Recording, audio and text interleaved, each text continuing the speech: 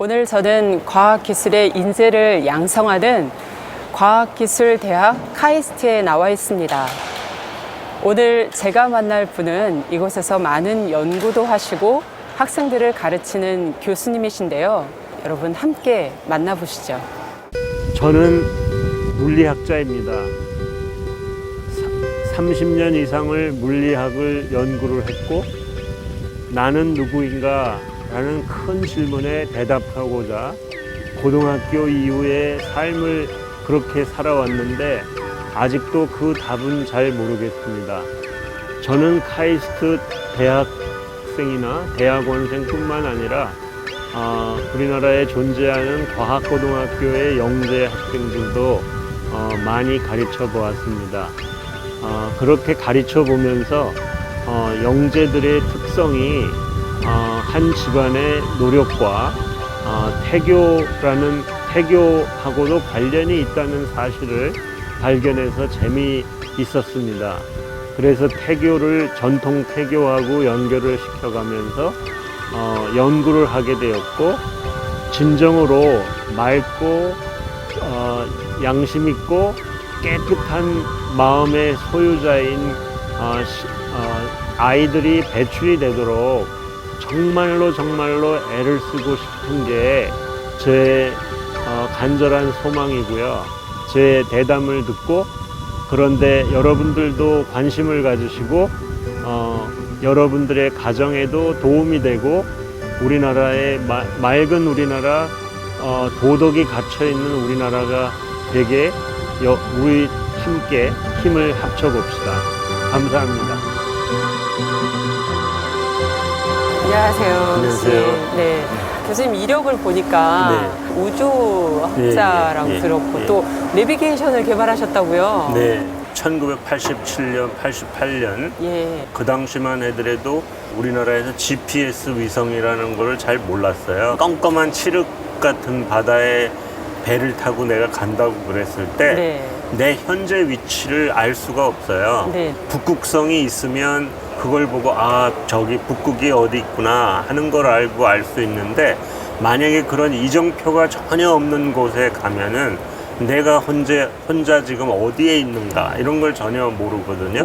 그래서 그런 거를 알려주는 시스템이 바로 내비게이션 시스템이다. 뭐 우리 인생도 어디로 어떻게 어디로 가는지를 잘 모르니까 그런 걸 자동차나 배나 뭐 비행기나 이런 데 이제 사용했던 거죠. 그런 걸 이제 우리나라에 최초로 한번 이제 시험을 해봤다. 또 우리나라 전통 태교를 연구하신다고요? 네네네. 저는 뭐 그 해화동에 있는 동성고등학교를 나오고 서울 4대 물리교육과를 들어갔다가 그 다음에 이제 학교 선생을 하면서 대학원을 좀 다니다가 미국 유학을 떠났는데요. 이 고등학교 때 1학년 때 처음 들어가서 이제 신부님이 이제 계셔서 윤리 도덕 과목을 가르치셨어요. 딱 들어오시면서 인생이 뭐냐. 저는 당시에 불교 신자고 어머니를 따라서 절에도 졸졸졸졸 많이 쫓아다니고 뭐 이랬던 사람인데 웬 신부님이 이제 수업에 들어오셔가지고 노노 얘기를 하세요. 15살에 뭐 학문에 관심이 있고 30에 입지하시고 뭐 이런 얘기를 쭉 한자를 써놓으시면서 이제 이야기를 하면서 인생에 대해서 이야기를 하시더라고요. 그게 제가 아마 15살 때 아마 충격으로 다가왔던 것 같아요. 그게 언젠가는 내가 한문을 공부해야 되겠구나 하는 생각을 갖게 하셨던 그게 아주 좋았었고요. 저희 집이 그때 이제 정릉에서 살았는데 정릉 꼭대기, 산 꼭대기 돌만 있고 뭐 이런데 앉아가지고 가끔 그런 생각을 했어요. 내가 누구냐? 나는 누구냐? 나 앞으로 어떻게 살아야 될 거냐?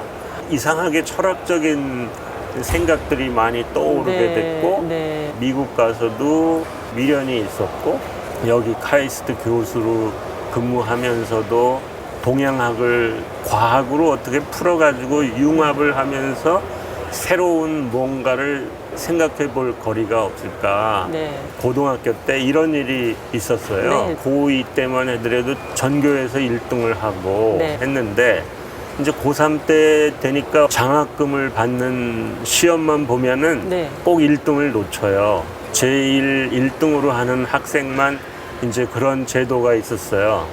아유, 저희 아버님이 고등학교가 세상에 망하는 고등학교에 서무과장을 하셨거든요. 이게 등록금을 낼 수가 없는 형편이 됐어요. 아, 좋다. 교장 선생님을 한번 만나봐야 되겠다 하고 교장실을 찾아가려고 예. 1층에 내려갔어요. 예. 그래서 거기서 맴돌았어요. 아, 이게 들어가고 싶은 마음은 3층에서 2층에서 있었는데 막상 가니까 못 들어가겠더라고요. 네. 그래서 거기서 한 10여 분을 맴돌다가 에이, 안 되겠다 하고 똑똑 두들기니까 때마침 계시더라고요. 네. 그래서 이만저만해서 이렇게 내가 어렵게 됐는데 네. 교장 선생님 소원도 학생 중에 많이 서울대학 보내고 싶은 의혹이 있으셔서 애쓰시잖아요. 네. 그런데 내가 이 학교를 그만두면 한 명 줄어드는 거예요. 저 좀 어떻게 좀 살려주실 수 없어요 하고 네. 이야기를 했죠. 네. 그랬더니만 알았다고 가 있으라고. 며칠이 지났는데 담임 선생님이 불렀어요, 저를. 네네. 그런 문제가 있으면 야 인마 날 찾아와서 나한테 얘기를 해야지 네가 거기 찾아가서 그러냐고. 그래서 이렇게 해결을 해줄 테니까 이제 열심히 공부만 하라고. 네. 그래서 이제 기어코 이제 서울대학을 네. 들어가게 됐죠. 네. 그래서 고등학교에 애착이 많죠. 네. 그러면서 이제 우리 아버지 어머니가 어렵게 하셨고 네. 오로지 나는 공부다. 공부를 해서 우리 가정을 다르게 바꾸는 수밖에 없다. 예. 그게 최선의 길이고 그거밖에 없다. 지금까지도 쭉 오로지 그 한 길을 네. 그렇게 찾아온 거죠. 네. 일반 사람들에게 무료로 또 강연도 하신다고요. 네, 그렇죠. 배운 지식을 가지고 사람의 행동을 바꾸게 하는 학문이 바로 교육학이니까 한 모습이 다른 모습으로 바뀌어서 그 사람의 삶의 질이 더 높아지고 행복해지고 했으면 하는 게 제 이제 희망이죠. 네. 제가 유학을 1978년에 갔어요. 풀 스칼러십을 받아서 공부란 긴 세월이 필요하고 그래서 저희 집사람하고 같이 이제 가정을 이루면서 떠났는데요. 그런데 웬걸요? 갑자기 이제 애가 생겼죠. 아이들을 어떻게 기르고 뭐 그런 거에 대한 공부도 전혀 없이 네. 이제 어느 날 갑자기 학교에서 와 보니까 네. 저희 집사람이 뭐 먹을 게 하나도 없다고 그러더라고요. 그러니까 예. 식량도 없고 아무것도 없다. 은행에 가보니까 돈도 없다. 어떡할 거냐. 해가지고 이제 그런 거 도저히 생각도 못 해봤는데 벌어졌더라고요. 네. 그래서 이거를 어떻게 극복해야 되나.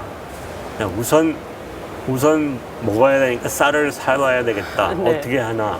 이렇게 보니까 책꽂이에 꽂아져 있는 책을 보니까 이게 몇 가지 안 봐도 되는 책들이 많이 있더라고요. 네. 그래서 그런 거를 몇 개 이제 정리하고 급한 불을 이제 껐죠. 네. 끄고 나서 이제 우리 아들을 데리고 이제 성당회를 갔었는데 나오면서 이제 우리 성모상이 딱 눈에 보이더라고요. 네. 그래서 조그만 애를 옆에다 우리 아들을 데리고서 이렇게 서가지고 마리아상을 딱 보는데 갑자기 눈에서 눈물이 막 나더라고요. 아들은 뭔지도 모르고 응? 눈물이 쫙 흘치면서 그냥 하염없이 거기서 한 5분 내지 네. 몇 분을 이제 이렇게 운 적이 있어요. 그리고 이거 저를 어떻게 하시려고 그러십니까 하고 이제 하면서 이제 막 슬프게 울었죠. 그리고 이제 집에 걸어왔어요. 아들을 데리고. 그래가지고 딱 걸어오니까 우리 아파트에 딱 들어오는데 이상하게 안내판이 이렇게 딱 뭐 하나 메모지가 써 있더라고요. 네. 그래서 메모지를 딱 보니까 아르바이트를 구한대요. 예.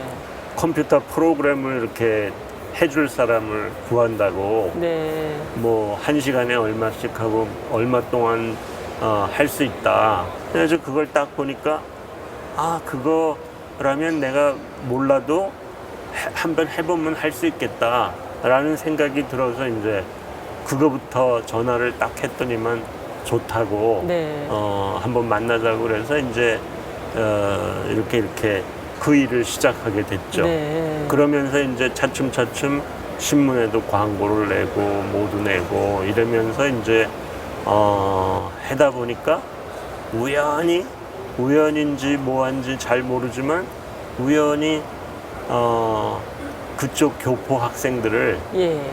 가리키는 일자리가 이제 하나씩 생기더라고요. 예. 그래가지고 이제 그렇게 해서 이제 갓 이민 온 가정의 학생들을 제가 거의 졸업할 때까지 한 4, 5년을 이제 가리키게 됐고, 네. 그 학생들이 이제 지금은 뭐 변호사도 되고 의사도 되고 네. 패션 디자이너도 되고 또 저한테 연구도 배워가지고 예. 지금 굉장히 미국에 좋은 우수한 학생으로 다니고 있거든요. 예.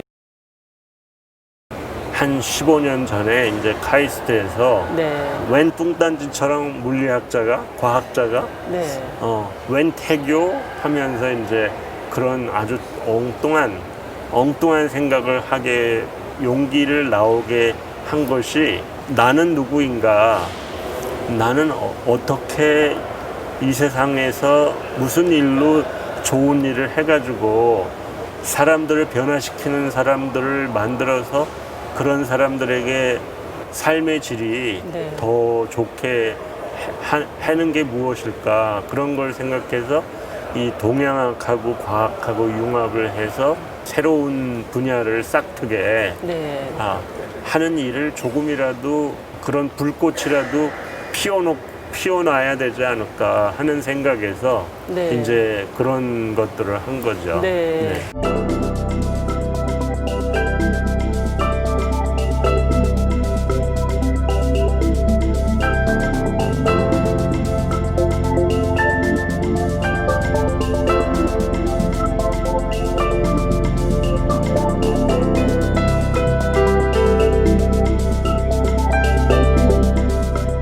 어린 시절부터 물리학자가 꿈이셨어요? 네. 옛날에 고등학교만 다니더라도 그때는 교과서하고 오로지 참고서밖에 없었어요. 근데 선생님이 강의하시는 거를 딱 들으면서 뭔가 더 읽을 거리가 없나, 네. 뭔가 더 저 양반이 얘기하는 것 속에 다른 얘기들을 더 볼 게 없나. 네. 그런데 이제 집에 가다가 우리 학교가 이제 해화동이니까 네. 가끔 동대문 쪽으로 걸어 나올 수도 있거든요. 네. 그러면은 가다가 보면은 청계천에 옛날에는 헌책방이 쫙 있었어요. 그래서 이렇게 헌책방을 이렇게 곰곰이 돌아다닐 때 보면은 재밌는 책들이 눈에 보여요. 네. 그런데 어느 날 갑자기 좀 시커멓게 생긴 책인데 물리학이라는 책이 있었어요. 네. 그래서 좀 두꺼운 책인데 그걸 이렇게 펼쳐서 읽어보니까 이게 우리 선생님이 다 가르쳐준 게 여기 다 있네. 아저씨한테 이거 내일 꼭 사러 올 테니까 다른 데다 두고 꼭 저한테 네. 파셔야 됩니다. 해가지고 그 책을 이제 그 다음날 가가지고 사가지고 이제 그 책을 읽으니까 아주 재밌고, 사실은 그렇습니다. 이 어린이들한테 충고를 해주고 싶은 이야기가, 네. 또는 고등학교를 맞이하는 학부모들한테 제가 꼭 얘기하고 네, 싶은 네. 이야기가 있는 게 뭐냐면 중학교 때하고 고등학교 때의 인생에서의 삶의 변화를 이렇게 보면 전혀 다르거든요. 네. 그런데 저는 고등학교 때도 끊임없이 우리 어머니하고 손 붙잡고 절에도 가면서 이야기도 많이 하고 어머니하고 이야기를 상당히 많이 했어요. 그래서 우리 집사람이 지금도 끊임없이 그 뭐라 그러냐면 왜 저기 시어머니에게 꽉 붙잡힌 아들을 뭐라 그래요? 마마보이. 마마보이, 예. 마마보이라고 저를 밤낮 야단하거든요. 네. 근데 마마보이가 된 게 가만히 생각해 보니까 우리 어머니하고 네. 끊임없이 대학교 때도 대화를 하고 계속 학교에서 있었던 일, 일상에서 있었던 일을 끊임없이 얘기하는 습관이 아직도 있거든요. 요즘 엄마들이 자녀들하고 그렇게 대화를 하나. 고등학교 때는 자아의식이 확실하게 깨어나는 시기거든요. 네. 뇌과학의 입장에서 볼 때는 어렸을 때까지만 하더라도 정신세계가 엄마나 부모에 의존해서 만들어진 유대관계가 이제 서서히 고등학교 때는 완전히 독립된 개체로서 이제 발전하는 시기인데, 그때 저는 굉장히 좋은 선생님들을 만난 것 같아요. 네. 그래서 그 선생님들의 영향을 받아서 이제 공부의 맛을 그때부터 서서히 느꼈던 것 같아요, 저는. 그런데 요즘 아이들은 그 맛을 알까? 저는 사실은 제 스스로 처음부터 끝까지 제가 혼자 파가지고 모든 지식을 이렇게 습득하고 이해하고 하나의 개념 체계화해가지고 제 머릿속에 정리하는 절차 모든 것들을 저 혼자의 힘으로 했거든요. 네. 그래서 지금도요. 예. 지금도 그 당시에 이제 어느 책에서 어느 서점에서 이제 이 책을 아주 제가 소중하게 고등학교 때요? 네, 생각하는데 이게 일본의 대학 입학 시험 문제집입니다. 여기에 모든 수학 문제들을 다 풀어봤어요. 옛날에 이거를 고등학생이 한자를 알아요, 뭐를 알아요? 글쎄요. 근데 이 문제를 제가 스스로 번역하면서 이거를 이제 스스로 다 했거든요. 네. 이런 홀로 서기를 하는 거를 열어주신 선생님이 그런 공부의 맛을 깃들여 주게 하셨던 분들이 제가 보기에 우리 고등학교 때 선생님들인 것 같아요. 그게 고등학교 때에 극복해야 되고 인생에서 걸어야 될 길이거든요.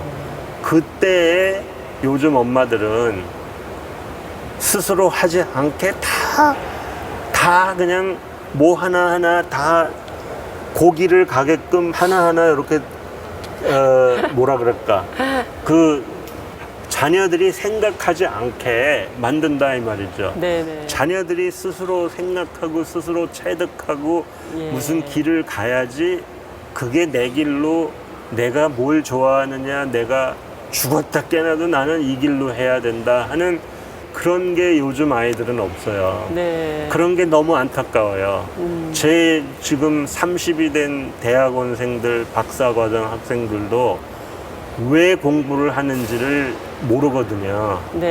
공부를 하면은 공부를 다 한 다음에 그 다음에 뭐 할 거냐, 어디로 갈 거냐, 왜 공부를 하느냐, 어떤 길을 택해서 갈 것이냐, 비전이 스스로 자기가 만들어야 되는데, 그때 엄마가 옆에서 촛불 켜놓고 그 애의 영혼을 위해서 기도하면 얼마나 좋겠습니까? 그런 엄마가 요즘 있나요? 우리 마누라도 그렇게 기도를 안 해요. 저도 못하고. 그런데 우리 어머니는 했다고요.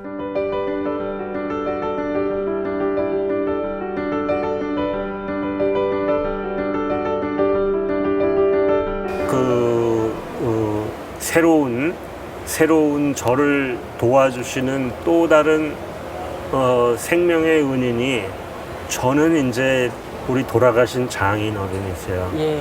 죽을 때까지도 잊지 못할 분이시고, 그 다음에 이제 우리 박승재 교수님이라는 분이신데, 그런 분이 계셔서 이제 지금의 저를 이끌어 주셨는데, 제가 보답해야 될 일은 뭐냐 하면, 그러면 거꾸로 저도 그 다음 세대들을 위해서 해야 될 거 아니겠어요? 그래서 그거를 저는 40대에 제가 주장했던 태교하고 제가 60이 돼서 생각하는 태교가 또 다르더라고요. 예. 나이가 들면서 사람의 뇌에서 보편적으로 터득하는 기능이 나이에 따라서 다른가 봐요. 우리 큰 손자가 우리 며느라이 뱃속에 있을 때 네. 엄청나게 많이 제 나름대로 그 태교를 주창하고 이러니까 저희 며느라이한테 가가지고 뭐냐면 이 음악을 꼭 좀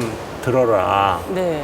현대식으로 개량된 국악인데 제가 이제 실험을 한 게 있거든요. 젊은 임산부들한테 이제 음악을 듣게 하고 실험을 한 게 있는데 그 음악을 그대로 이제 가져갔어요. 네. 그래서 뭐 귀여운 아이 뭐 무슨 아이도 있고 그래서 네. 그런 음악을 이제 꼭 좀 들어라. 이거를 네가 괴로울 때 어려울 때 아이하고 같이 들어라. 예. 들으면서 해줬으면 나는 좋겠다. 다른 건 난 모르는데 제발 좀 이것 좀 들어봐라 예. 하고 이제 며느라이한테 주고 왔어요. 네. 그리고 이제 저는 한쪽 옆으로는 이제 여러 성당에 가면서 여러 곳에서 이제 기도도 하고 또 재밌게도 뭐 산에 가면은 이제 산에서도 이제 손자가 나서 좀 뭔가를 좀 좋은 일을 하게 좀 해달라고 네. 기도를 했어요.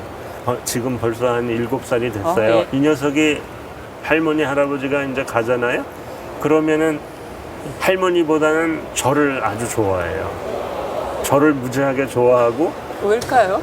모르겠어요. 예. 그러니까 그런 게 이 뭐라 그러나 우리의 영혼은 네. 영혼이라든가 마음은 몸은 여기 있지만 우리의 영혼은 저 멀리까지도 금방 가거든요. 네. 금방 가고 모르는 곳에도 마음대로 돌아다니고 나의 생각은 여기 앉아 있으면서도 먼 곳으로 갈 수 있는데 이거는 교류를 할 수 있을 것 같아요. 그러니까 제가 그렇게 기도했던 그런 것들이 걔도 뭔지 모르지만 끌리는 걸로 네. 그거를 좀 아는 것 같아요. 네. 그래서 하루는 얼마 전에 2월 달에 이제 미국에 갔는데 이 놈이 가만히 지 엄마랑 자다가 저 자는데 이제 이렇게 문을 열고 할아버지 오늘은 할아버지랑 같이 잤으면 좋겠는데 하고 찾아오더라고요. 아, 네. 그러니까 할머니도 찾는 게 아니라 저랑 같이 자려고. 그래가지고 이런 그러니까 얼마나 저는 그렇게 생각해요. 태교가 네. 뭐 어려운 게 아니라 네. 사랑을 주고 관심을 주고 예. 남한테 다른 사람한테 스트레스를 주지 않고 편안하게 해주면서 내 생각하고 너 생각하고 교류를 하면서 네. 늙은 사람이나 젊은 사람이나 뭐 배운 사람이나 못 배운 사람이나 많은 걸 어떤 걸 가지고 그냥 의사소통하고 얘기할 수 있으면 그런데 그 얘기하는 속에 예수님이 와 계시면 네. 얼마나 좋을까. 그런 게 태교지. 태교가 무슨 공식화된 뭐가 아니라 네. 의사소통이다. 네. 그 맑은 영혼끼리의 의사소통하는 마음 속에 손님이 같이 와 계시고 이런 건 이런 거야. 아주 긴장된 임산부에게 그 집안의 할아버지가 할머니가 아주 깊은 대화를 이끌면서 참 너 힘들겠구나 하면서 손잡아 주는 게 그러면서 자기 집안의 어떤 가치라든가 내려왔던 이야기들을 쭉 얘기해 주면서 했을 때 그게 참 아름답게 다가올 수 있을 것 같아요. 네. 영혼에 하고 대화를 하는 그 시간은 참으로 중요한 시간이고 바로 제 생각엔 전통 태교다. 네. 우리는 옛날에 굉장히 못 살고 어렵지만 지금은 많이 좋아졌는데 정말로 자기 자녀의 본심하고 같이 울어가면서 대화를 했는가? 엄마 아버지가 할아버지 할머니가 그냥 거칠에만 하면서 성적이 어떻고 뭐 그런 얘기만 했는가?